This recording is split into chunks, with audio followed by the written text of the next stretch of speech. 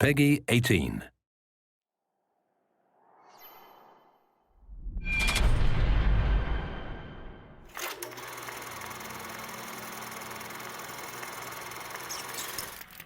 When you think about BioShock Infinite's characters, in BioShock 1, I think the biggest character in the world was actually the world of Rapture. And I think with Infinite, we're continuing that tradition as well, that there's a lot of narrative told in the world, and very much probably on the same scale as there was with BioShock 1.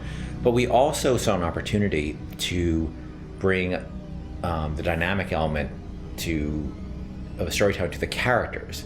And our challenge is, of course, is that we don't have a very presentational medium. I mean, you think about storytelling in a lot of games, you're thinking about going to a cutscene or being locked into place, and that's not something we really like to do. And so we created this character and named two characters, Booker and Elizabeth. One who's a character you inhabit, and the other one is a character that the AI inhabits. Back there at the shop, what you asked me to do. Let's not discuss it. No, what did that thing do to you? If he were to take me back, that's death, Mr. DeWitt. Or something so like it, I cannot tell the difference. Booker is, I think you're gonna see him be multi-dimensional throughout the game. Starts off very, very simple, and if you know history at all, he's a former Pinkerton agent, which those were bad guys. Bad guys feared the Pinkertons.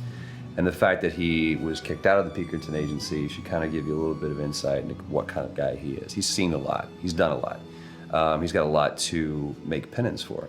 And when he's presented this opportunity, which at first is just a job to him, of getting Elizabeth out of her gilded cage and taking her from point A to point B, that's where I think his journey starts, not just in a literal sense, but more of a metaphorical sense as well.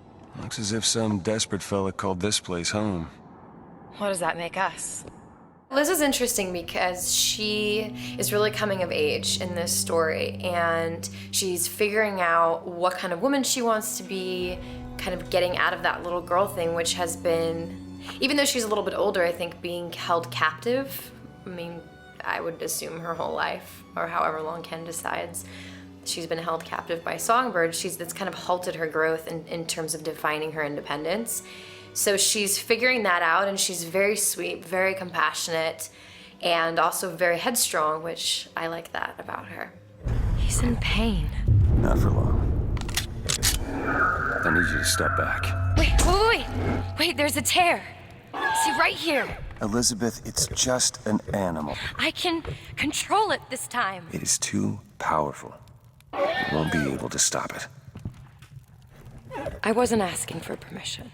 In terms of what I look for in a voice actor, I look for somebody who can inhabit the role. And sometimes they'll bring something to the role that I had no idea, and I'll change the role. With both of them, I think I saw people who sort of inhabited the basics of what I saw in the character, but they're also very good at taking direction. They're very good at responding to feedback, and that's what I mean more. That it's less direction and more feedback, because a lot of times I don't even know what I want, and I'm just sort of saying, let's try in this area, and they're very open to that, and they're really generous in the process, and that's been incredibly helpful.